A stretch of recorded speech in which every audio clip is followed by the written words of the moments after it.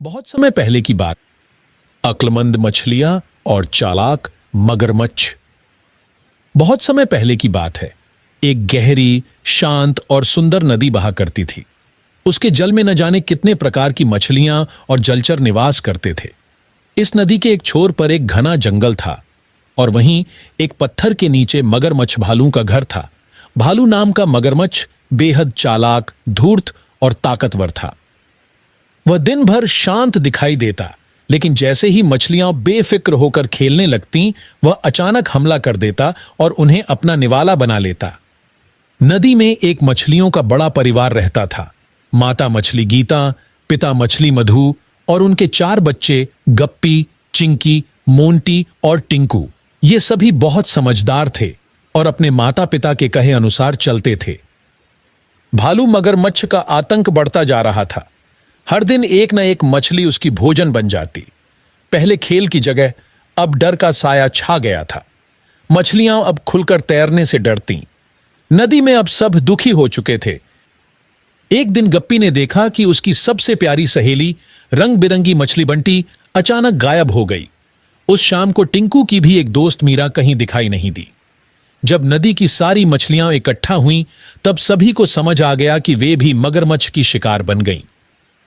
गीता ने बच्चों को अपने पास बुलाया और कहा, बेटा, अब समय आ गया है कि हम कोई हल निकालें। हम डरते डरते नहीं जी सकते, हमें अपनी अक्ल लगानी होगी।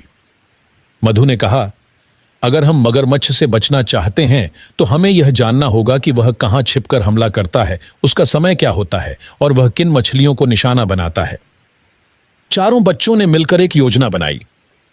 गप्पी नदी के उस छोर पर गया जहां मगरमच्छ अक्सर दिखाई देता था।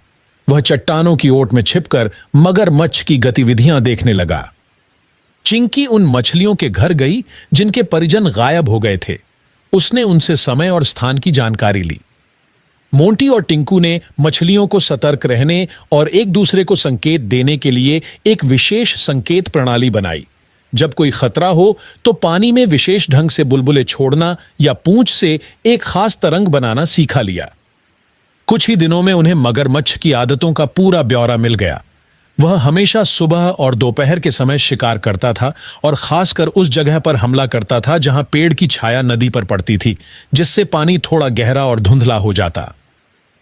अब योजना का आखिरी चरण था, मगरमच्छ को उस जगह से हटाना और सारी मछलियों को सुरक्षित स्थान पर ले जाना। गप्पी ने कहा, अगर हम मगरमच्छ को यह महसूस करा दें कि यहां अब मछलियां नहीं हैं या वो खुद खतरे में है, तो वो या तो भाग जाएगा या किसी और जगह चला जाएगा। मधु ने नदी के किनारे रहने वाले एक बगुले से मदद मांगी, जो एक बुद्धिमान और तटस्थ पक्षी था। बगुला रोज आसमान से सब कुछ देखता था।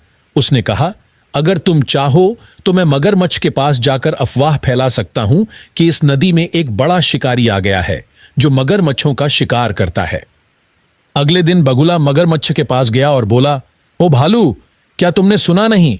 पहाड़ी की तरफ से एक विशाल अजगर आया है। वह जलचर जीवों का शिकार करता है, मगरमच्छों को भी नहीं छोड़ता। मगरमच्छ पहले हंसा, फिर थोड़ा चिंतित हुआ। क्या सच में? उसने पूछा। बगुला बोला, कल ही उसने झील के किनारे एक मगरमच्छ को निगल लिया। अगर तुम चाहो तो ऊपर पेड़ से देख लो, वहां अजगर की परछाई हर दिन दिखती है। भालू डर गया।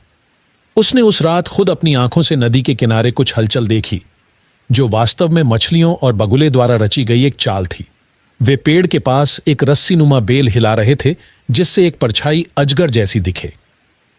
जब मगरमच्छ पूरी तरह से डरा और असमंजस में पड़ गया, तब मछली परिवार ने बाकी मछलियों को बुलाया।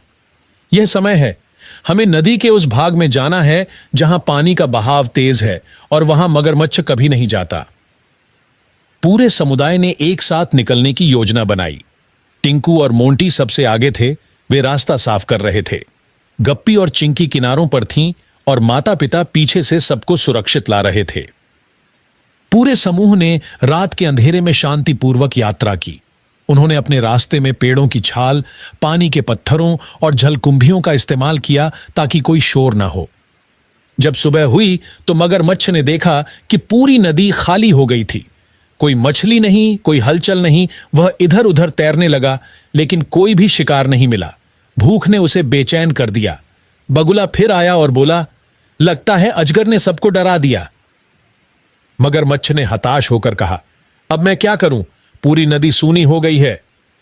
तब बगुला बोला, तुमने दूसरों की जिंदगियों को नष्ट की, अब तुम्हें समझ में आया होगा कि डर कैसा होता है। भालू को पहली बार अपने कर्मों पर पछतावा हुआ। उसने नदी छोड़ दी और जंगल की ओर चला गया। अब मछलियों का परिवार और उनके मित्र उस नदी के एक नए हिस्से में रहने लगे, जहां पानी साफ था, भोजन भरपूर था और सबसे बड़ी बात, वहां कोई डर नहीं था। मधु ने सबको इकट्ठा किया और कहा, हमने अपनी अक्ल, एकता और धैर्य से खुद को बचाया। यही सबसे बड़ी ताकत है।